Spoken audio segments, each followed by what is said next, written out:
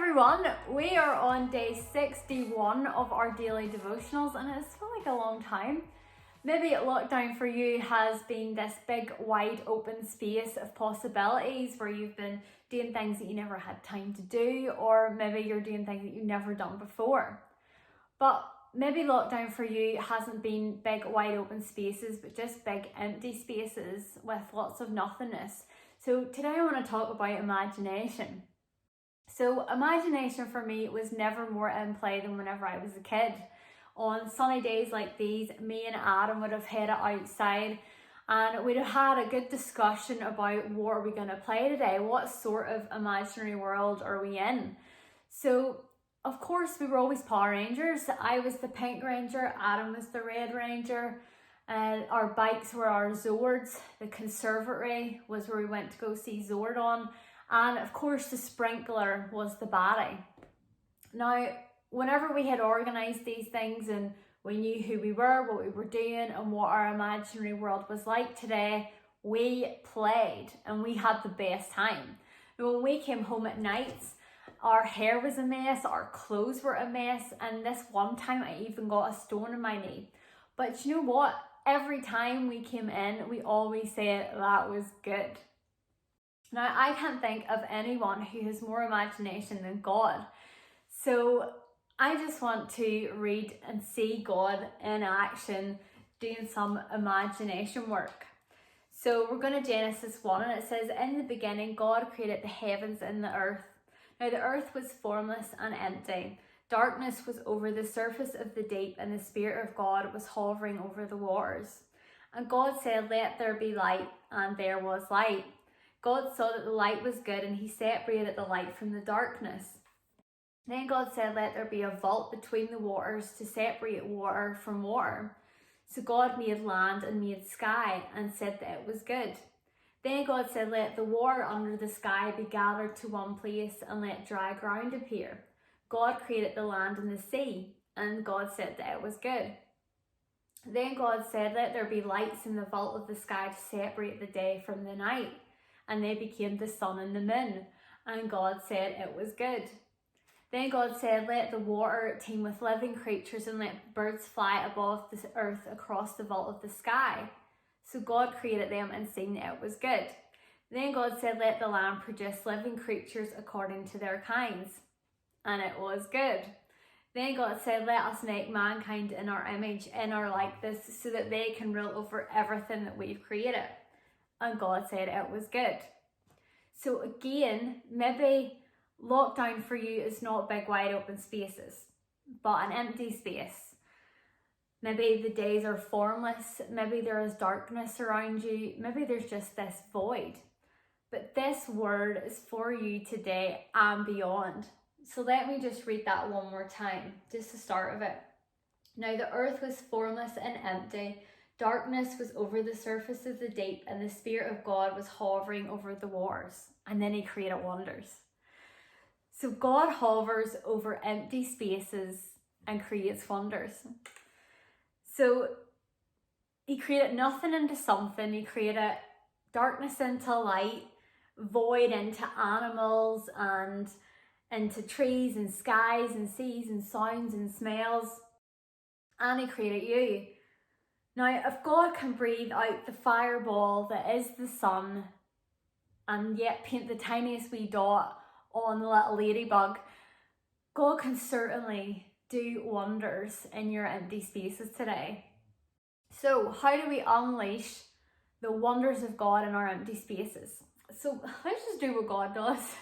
So the first thing that God does is speak. So God imagined what he wanted, he spoke it, and it was.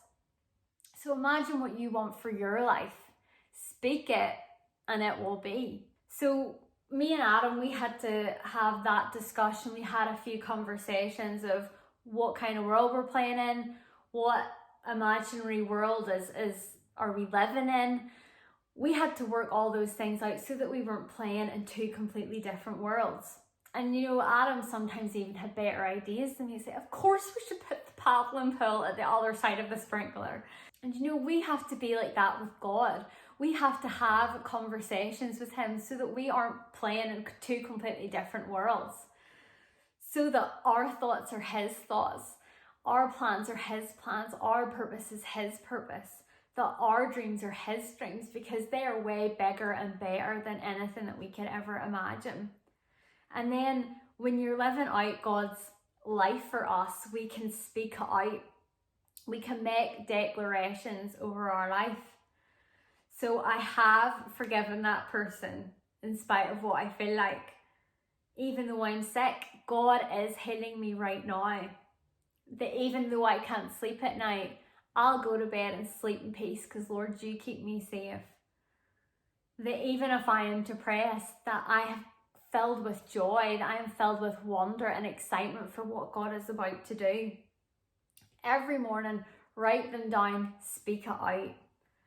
And as you speak them, God is yes and amen to everything you're saying, because he has got a whole book of promises for your life, and he wants this for your life. And sometimes we just need to stop talking about our problems and start talking about our promises. And that we're going to dedicate ahead of time that we're going to trust God. So speak and declare over your life, and it will be. So how do we unleash the wonders of God in our empty spaces? 2, God actions. So once God speaks it, once God has said it, then an action must come forth. So God didn't just speak it out and then left it, because then nothing would have been created. But God spoke and it formed. Something happened. And the declarations that you call out over your life, an action must come forth. So me and Adam didn't just imagine this whole incredible world and then just go inside. No, we stayed and we had some fun. So let's have some fun with this empty space. Now, I was online the other day and was reading this conversation between God and an angel. And God had created the kangaroo. And the angel said, "That is a cute animal." And God said, "I know it comes with pockets." And that just made me laugh, not just because I totally get the need for a dress with pockets, but also because it just made me laugh at how God must have had so much fun creating. And you know, the declarations that we are making do not have to be painful and boring. The actions that we take from our declarations don't have to be like that. But hold on a minute, you said that God breathed out the sun, and I am not God. I cannot make these things happen. This is too big for me, it's too much for me. But the actions that we take from our declarations don't have to be massive and overwhelming. So let's take this into tiny human size for us. Do you know that it takes 2 months, which is 66 days, to form a habit? And we have 66 days to form some habits and new things in our empty spaces. So what habits are you going to make? Now you've imagined, you've spoken out, you've made some declarations on what you want in your life. Now the action is to put in some structure to make it happen.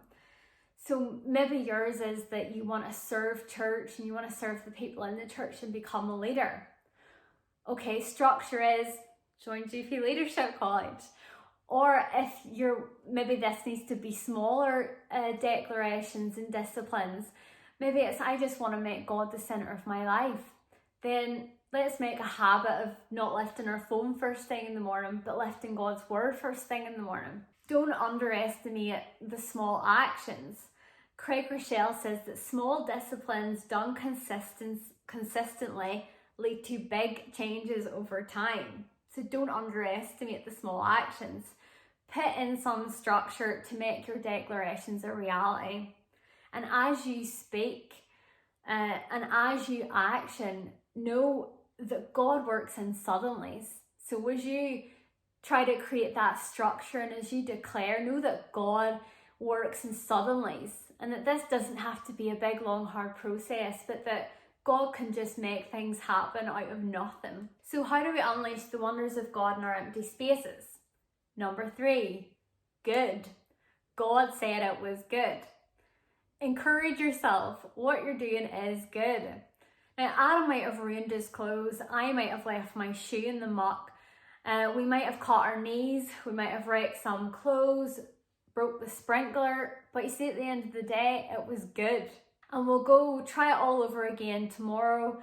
And we'll have learned some new things. We'll have changed some ideas. And we'll have grown in that day.